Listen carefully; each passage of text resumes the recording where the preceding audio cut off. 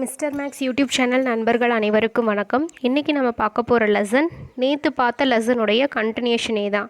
அதாவது 6th third term வரலாறில் இருக்க பண்டைய கால தமிழகத்தில் சமூகமும் பண்பாடும், அதாவது சங்ககாலம், அவங்களுடைய அந்த லெசனுடைய கண்டினியூஷனே தான் பார்க்க போகிறோம். வாங்க லெசனுக்கு போகலாம். நேற்று நம்ம என்னென்ன பார்த்தோம் அப்படின்னா, ஃபஸ்ட்டு சங்ககாலம்னா என்ன, அதில் இருக்க முக்கியமான நூட்கள், சேர சோழ பாண்டியர்கள், அவங்களுடைய நிர்வாகம், அது மட்டும் இல்லாமல் அவங்களுடைய தலைநகரம் என்ன, அவங்களுடைய மாலைகள் என்ன, அதில் முக்கியமாக இருக்கிற அரசர்கள் யார் அப்படின்ற லெசன்ஸ் ஃபுல்லாக பார்த்தாச்சு.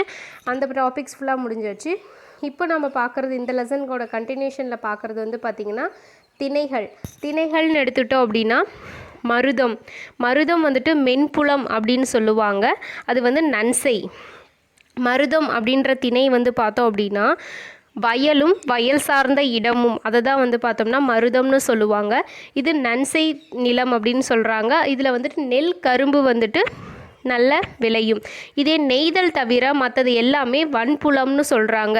அப்போது குறிஞ்சி, முல்லை, மருதம், பாலை இந்த 4 திணைகளுமே வந்துட்டு வன்புலம், அதாவது புன்செய்ன்னு சொல்கிறாங்க. இதில் தானியம், பருப்பு வகைகள் கொண்ட பயிர்கள் வந்துட்டு நன்கு வளரும். சரிங்களா? இப்போது அந்த 5 திணைகளுக்கான முக்கியமான பாயிண்ட்ஸ் எல்லாம் பார்க்கலாம் வாங்க. ஃபஸ்ட்டு நம்ம பார்க்க போகிறது குறிஞ்சி திணை. சரிங்களா? குறிஞ்சி திணை வந்து பார்த்திங்கன்னா மலையும் மலை சார்ந்த இடமும் தான் வந்துட்டு குறிஞ்சி திணைன்னு சொல்கிறாங்க. இவங்களுடைய முக்கியமான தொழில் என்ன அப்படின்னா வேட்டையாடுதல் மற்றும் சேகரித்தல். மலையில் இருக்கிற விலங்குகளை வேட்டையாடுவாங்க, அப்படி இல்லைன்னா இருக்கிற பொருட்களை வந்துட்டு சேகரித்து வச்சுக்குவாங்க உணவுக்காக. இதுதான் அவங்களுடைய முதன்மை தொழில். மக்கள் வந்து பார்த்தோம்னா குறவர், குறத்தியர். அவங்க அதாவது குறிஞ்சி நில மக்களை வந்துட்டு என்னன்னு சொல்லுவாங்க அப்படின்னா குறவர், குறத்தியர். கடவுள் யார் அப்படின்னா முருகன். எப்பயுமே மலையில் தான் முருகர் இருப்பார். அதனால் அவங்களுக்கான கடவுள் வந்துட்டு பார்த்தோன்னா முருகன். அடுத்தது முல்லைத்திணை மக்கள் வந்து பார்த்திங்கன்னா காடு சார்ந்த இடம், அவங்கள தான் வந்துட்டு முல்லைத்திணை வந்துட்டு காடு சார்ந்த இடம்னு சொல்லுவாங்க. இவங்களுடைய முதன்மையான தொழில் ஆணிரை மேய்த்தல். காடு சும்மா இருக்குது, அப்போ ஆடு மாடு மேய்க்க யூஸ் பண்ணிக்குவாங்க. அவங்க தான் ஆணிரை மேய்த்தல் முதன்மையான தொழிலாக இருந்துச்சு. இந்த திணை மக்களை ஆயர், ஆய்ச்சியர்னு சொல்கிறாங்க. சரிங்களா? முல்லைத்திணை மக்களை என்னன்னு கூறுவாங்க அப்படின்னா ஆயர் மற்றும் ஆய்ச்சியர். கடவுள் யார் அப்படின்னா மாயோன்னா யாருன்னா விஷ்ணு தான். சரிங்களா? அதே மாதிரி முருகரை சேயோன் அப்படின்னு சொல்லுவாங்க. மாயோன் அப்படின்னா விஷ்ணு, சேயோன் அப்படின்னா வந்துட்டு முருகர். ஓகேங்களா? அடுத்தது மருதம் திணையில் வந்துட்டு பார்த்திங்கன்னா வயலும் வயல் சார்ந்த இடத்தை தான் வந்துட்டு மருதம்னு சொல்லுவாங்க. இவங்களுடைய முதன்மையான தொழில் வேளாண்மை. வயல்னு இருந்தாவே வேளாண்மை தான் செய்வாங்க. அப்போ வேளாண்மை செய்வர் என்னன்னு சொல்லுவாங்கன்னா உழவன், உழத்தியர். அப்போது மருதத்திணை மக்களை வந்துட்டு உழவன், உழத்தியர்னு சொல்கிறாங்க. அவங்களுக்கு உண்டான கடவுள் இந்திரன்.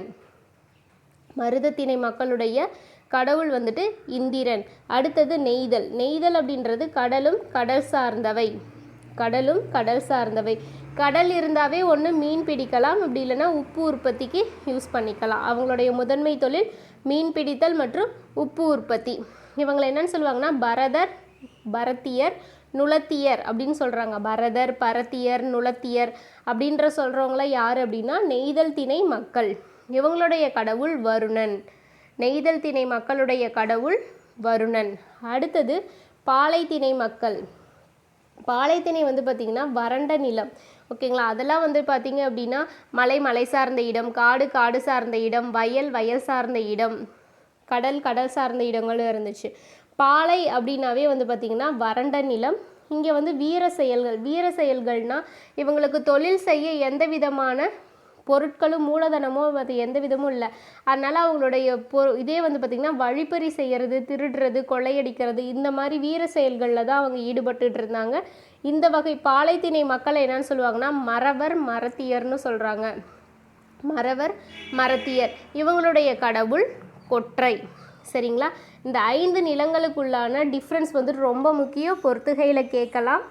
அவங்க கடவுள் வந்துட்டு பார்த்திங்கன்னா சிலது விட்டுருவீங்க, மறந்துடுவீங்க. குறிஞ்சினா மலையும் மலை சார்ந்த இடம். மலை வந்துட்டு பார்த்திங்கன்னா மலையில் தான் முருகர் இருப்பார். அதனால் குறிஞ்சி திணைக்குரிய கடவுள் முருகன்.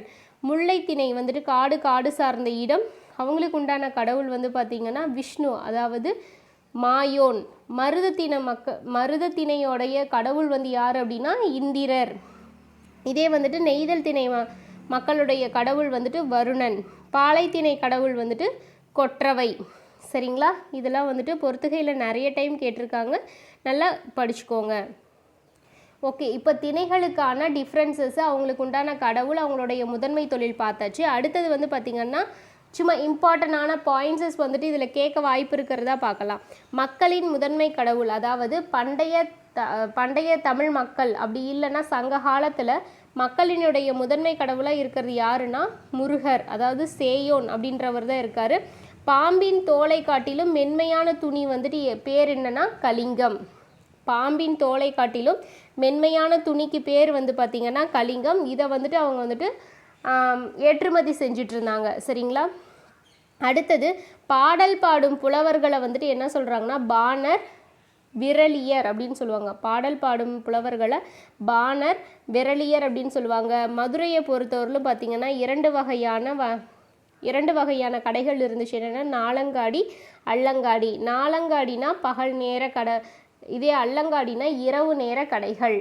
சரிங்களா? வணிகம் வந்துட்டு பகல் நேரத்தில் நடந்துச்சு அப்படின்னா அது நாலங்காடி, இரவு நேரத்தில் நடந்துச்சுன்னா அது வந்துட்டு அல்லங்காடி.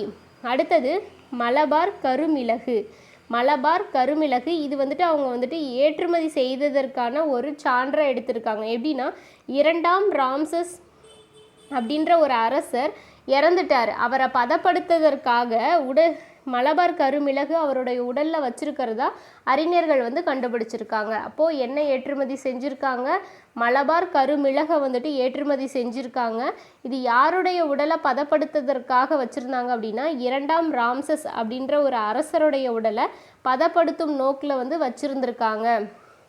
ஓகேங்களா? நெக்ஸ்ட்டு ரோம் பேரரசுக்கு வந்துட்டு பார்த்திங்கன்னா பட்டு ஏற்றுமதி செஞ்சுருக்காங்க. ரோம் அரசுக்கு வந்துட்டு பட்டு ஏற்றுமதி செஞ்சுருக்காங்க. இதுக்கு அவங்க என்ன கொடுத்துருக்காங்கன்னா எடைக்கு எடை தங்கம் கொடுத்துருக்காங்க. நான் பட்டு கொடுக்குறேன் அப்படின்னா அந்த பட்டோட எடை வந்து தங்கம் வந்துட்டு ரோம் நாட்டு அரசு நம்ம நாட்டு அரசர்களுக்கு கொடுத்துருக்காங்க.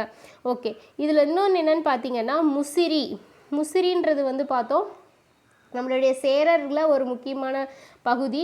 அந்த முசிறி வந்துட்டு முதல் பேரங்காடி அப்படின்னு யார் சொல்லியிருக்காருன்னா பிலினின்றவர் எழுதிய இயற்கை வரலாறு அப்படின்ற நூலில் நமக்கு தெரிஞ்சுக்கலாம். முசிறி தான் பண்டைய நகரங்களில் வந்துட்டு பார்த்திங்கன்னா முதல் பேரங்காடி அப்படின்றது எப்படி நம்ம தெரிஞ்சுக்கலாம் அப்படின்னா பிலினியோட இயற்கை வரலாறு அப்படின்ற நூல்லேருந்து நம்ம தெரிஞ்சுக்கலாம். அது மட்டும் இல்லாமல் பாப்பிரஸ் ஒப்பந்த பத்திரம் அப்படின்ற ஒரு பத்திரம் வந்து கிடச்சிருக்கு. இந்த பத்திரத்தை வியன்னா அருங்காட்சியகத்தில் பத்திரமா வச்சுருக்காங்க. என்ன அந்த ஒப்பந்தத்தில் இருக்குது, அந்த ஒப்பந்த பத்திரத்தில் இருக்குது அப்படின்னா அலெக்சாண்ட்ரியா வணிகர், வேறு நாட்டு வணிகர் ஒருவருக்கும் நம்மளுடைய முசிறி நகர வணிகருக்கும் இடையே ஆன ஒப்பந்த பத்திரம் தான் அது. சரிங்களா? அப்போது முசிறியிலிருந்து அங்கே ஏற்றுமதி செஞ்சுருக்காங்க, வணிகம் நடந்துட்டுருக்கு அப்படின்ற ஒரு சான்றாக இந்த பாப்பிரஸ் ஒப்பந்த பத்திரத்தை வந்துட்டு எடுத்திருக்காங்க. சரிங்களா?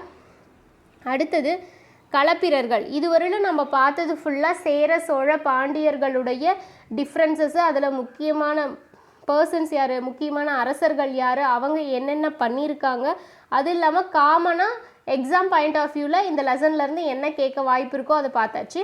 அடுத்து நம்ம பார்க்க போகிறது களப்பிரர்கள். சேர சோழ பாண்டியர்களுக்கு அடுத்ததாக வந்துட்டு நம்ம தமிழகத்தை ஆட்சி செஞ்சவங்க வந்துட்டு களப்பிரர்கள். அதாவது கிபி 3ஆம் நூற்றாண்டின் இறுதியில், நம்ம சங்ககாலம் அப்படின்றது கிமு 3ஆம் நூற்றாண்டிலிருந்து கிபி 3ஆம் நூற்றாண்டு வரை அப்படின்னு பார்த்துருப்போம் இல்லையா? அப்போது அந்த கிபி 3ஆம் நூற்றாண்டின் இறுதியிலே வந்துட்டு பார்த்திங்கன்னா களப்பிரர்களுடைய ஆதிக்கம் ஸ்டார்ட் ஆகிடுச்சு. இவங்க கிட்டத்தட்ட 2.5 நூற்றாண்டுகள், அதாவது 250 ஆண்டுகள் வந்துட்டு ஆட்சி செஞ்சுருப்பாங்க. சீவக சிந்தாமணி, குண்டலகேசி அதெல்லாம் வந்து பார்த்திங்கன்னா களப்பிரர்கள் காலத்தில் இயற்றப்பட்டவை. கேட்கலாம், சீவக சிந்தாமணி வந்துட்டு யாருடைய காலத்தில் இயற்றப்பட்டது? சேர சோழ பாண்டியர் களப்பிரர்கள்னு கூட கொடுக்கலாம். சரிங்களா? வட்டெழுத்து புதிய எழுத்து முறை உருவானது. வட்டெழுத்து என்னும் புதிய எழுத்து முறை வந்துட்டு யாருடைய காலத்தில் உருவானது அப்படின்னா களப்பிரர்கள் காலத்தில் உருவானது. இதெல்லாம் களப்பிரர்கள் ரிலேட்டடாக இருக்க முக்கியமான கொஷின்ஸு. அடுத்தது இந்த சேர சோழ பாண்டியர்கள் களப்பிரர்கள் இந்த 4 முக்கியமான அரச வம்சங்களுக்கான சான்றுகள், அதாவது இலக்கிய சான்றுகளோ அல்லது கல்வெட்டுக்களோ எங்கெங்கே இருக்குது அப்படின்றத பார்க்கலாம் வாங்க.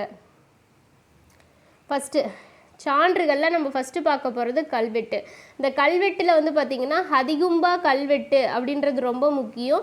இது யாரை பற்றி சொல்லுது அப்படின்னா கலிங்க நாட்டு காரவேலனின் ஹதிகும்பா கல்வெட்டு, புகழூர் கல்வெட்டு. இந்த புகழூர் அப்படின்ற பிளேஸு கரூர் மாவட்டத்தில் இருக்குது. புகழூர் கல்வெட்டு. அது மட்டும் இல்லாமல் அசோகரினுடைய 2வது மற்றும் 13வது பேராணைகள் வந்துட்டு மூவேந்தர்களான சேர சோழ பாண்டியர்களை பற்றி சொல்லுது. சரிங்களா, கேட்கலாம். அசோகரினுடைய எத்தனையாவது பேராணை வந்துட்டு மூவேந்தர்களை பற்றி கூறுகிறது அப்படின்னு கேட்கலாம்.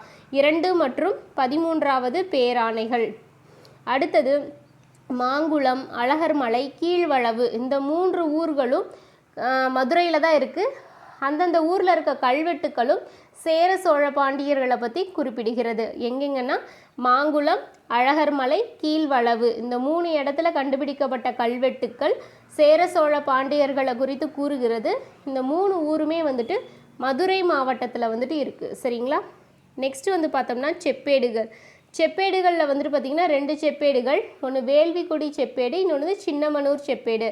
இந்த 2 செப்பேடுகளும் வந்துட்டு பார்த்திங்கன்னா சேர சோழ பாண்டியர்கள் பண்டைய அரசர்களை பற்றி சொல்லிகிட்டு இருக்காங்க. நாணயங்கள், நார்மலாக நாணயங்கள்னு எடுத்துக்கிட்டோம் அப்படின்னா இப்போ பாண்டிய நாணயங்கள்னு எப்படி ஐடென்டிஃபை பண்ணுவாங்க, ஒரு பக்கம் யானையோட பொம்மையும் மறுபக்கம் வந்துட்டு 2 மீன்கள் கொண்ட பொம்மையும் வந்துட்டு இருக்கும். இதே சேரர்கள் அப்படின்னா வில்லம்பு போட்டு பொறிச்ச நாணயங்கள் கிடைக்கலாம். சோழர்கள் அப்படின்னா புலி உருவம் பொறிக்கப்பட்ட நாணயங்கள் கிடைக்கலாம். இந்த நாணயங்களும் வந்துட்டு சேர சோழ பாண்டிய அரசுகளை வந்துட்டு குறிப்பிட்டிருக்காங்க. அடுத்தது வந்து பார்த்தோம் அப்படின்னா பெருங்கற்கால நினைவு சின்னங்கள். பெருங்கற்கால நினைவு சின்னங்கள் நம்ம ப்ரீவியஸ் லெசன்ஸில் பார்த்துருப்போம். என்னென்ன முதுமக்கள் தாளிகள், கற்திட்டைகள், நினைவு தூண்கள், நடுக்கற்கள், இது எல்லாமே வந்துட்டு பெருங்கற்கால நினைவு சின்னங்கள் தான். சரிங்களா, இந்த நினைவு சின்னங்கள் கிடைச்ச இடம் அதெல்லாம் பொறுத்து சேர சோழ பாண்டியர்களை பற்றி தெரிஞ்சுக்கலாம். அடுத்தது அகழாய்வு பொருட்கள் கிடைத்த இடங்கள். நம்ம அகழாய்வு செய்வோம் இல்லைங்களா, அந்த இடத்துல கிடைக்கப்பெற்ற பொருட்களை கொண்டு வந்து பார்த்திங்கன்னா நம்ம அவங்களுடைய வரலாற்றை தெரிஞ்சுக்கலாம். எங்கெங்கே வந்துட்டு ஆய்வுகள் நடந்துகிட்ருக்கு அப்படின்னா ஆதிச்சநல்லூர், அரிக்கமேடு, கொடுமணல், புகார், கொற்கை, அழகன்குளம், உறையூர். சரிங்களா, புகார், கொற்கை, அழகன்குளம், உறையூர் இந்த பிளேஸ்லலாம் வந்துட்டு பண்டைய தமிழர்கள் அரசர்களை பற்றி தெரிஞ்சுக்கிறதுக்கான ஆய்வுகள் வந்துட்டு போயிட்டுருக்கு. அடுத்தது இலக்கிய சான்றுகள் எடுத்துட்டோன்னா தொல்காப்பியம், 8 தொகை, 10 பாட்டு, பட்டினப்பாலை, மதுரை காஞ்சி இதெல்லாம் வந்து பார்த்திங்கன்னா இலக்கிய சான்றுகள். சிலப்பதிகாரம், மணிமேகலை அப்படின்றது காப்பியங்கள். இது 2ஐயும் வந்துட்டு இரட்டை காப்பியங்கள் அப்படின்னு சொல்லலாம். தொல்காப்பியம் அப்படின்றது ஒரு இலக்கண நூல். 8 தொகை 10 பாட்டு அப்படின்றது வந்து பார்த்திங்கன்னா ஒரு முக்கியமான 15 கீழ்கணக்கு நூல்கள். இதெல்லாம் வந்துட்டு இலக்கிய சான்றுகளாக எடுத்திருக்கிறாங்க. ஏன்னா நம்ம ப்ரீவியஸ் கிளாஸஸில் பார்த்துட்டு இருக்கும் போதே பார்த்துருவோம். 10 அப்படின்றது சேர அரசர்களை பற்றி சொல்லுது. பட்டினப்பாலை அப்படின்றது வந்து சோழ மன்னன் கரிகால சோழனை பற்றி சொல்லுது. சரிங்களா, மதுரை காஞ்சி அப்போ கண்டிப்பாக மதுரை பற்றி சொல்லியிருப்பாங்க. மதுரை வந்துட்டு பாண்டியர்களுடைய தலைநகரம். அப்போ அங்கே அவங்களுடைய வரலாற்றை பற்றி நம்ம தெரிஞ்சுக்கலாம். அடுத்தது அயல்நாட்டவர்கள் குறிப்பு வந்துட்டு ரொம்ப முக்கியம். எரித்ரிய கடலின் பெரிப்ளஸ் இது வந்து பார்த்திங்க அப்படின்னா ரொம்ப முக்கியம். அடுத்தது பிளினி எழுதிய இயற்கை வரலாறு அப்படின்ற நூலை எழுதினது யாருன்னு கேட்கலாம். இல்லைன்னா மூத்த பிளினி எழுதிய நூல் என்னன்னு கேட்கலாம். தாலமியோட புவியியல், மெகஸ்தனிஸ் அவர்களுடைய இண்டிகா. மெகஸ்தனிஸ் அப்படின்றவர் வந்து பார்த்திங்கன்னா ஒரு கிரேக்க நாட்டு தூதுவர். இவர் செல்லுக்கஸ் நிக்கேட்டர் அப்படின்ற ஒரு கிரேக்க அரசருடைய தூண்டுதலின் பேரில் சந்திரகுப்த மௌரியருடைய அவைக்கு வந்திருப்பார். இவர் எழுதிய நூல் இண்டிகா. இந்த இண்டிகா மௌரிய பேரரசு மட்டும் இல்லாமல் நம்மளுடைய மூவேந்தர்களான சேர சோழ பாண்டியர்களை குறித்தும் அவர் வந்துட்டு எழுதியிருக்காரு. அடுத்தது மற்ற நூட்கள் என்னென்னா மகாவம்சம், தீபவம்சம் இந்த நூட்கள் வந்துட்டும் பார்த்திங்கன்னா நம்மளுடைய மூவேந்தர்கள் குறித்த வரலாற்றை வந்துட்டு நமக்கு சொல்லுது. ஓகே ஃப்ரெண்ட்ஸ், இந்த லெசன் இதோட முடிஞ்சுது. தேங்க்யூ.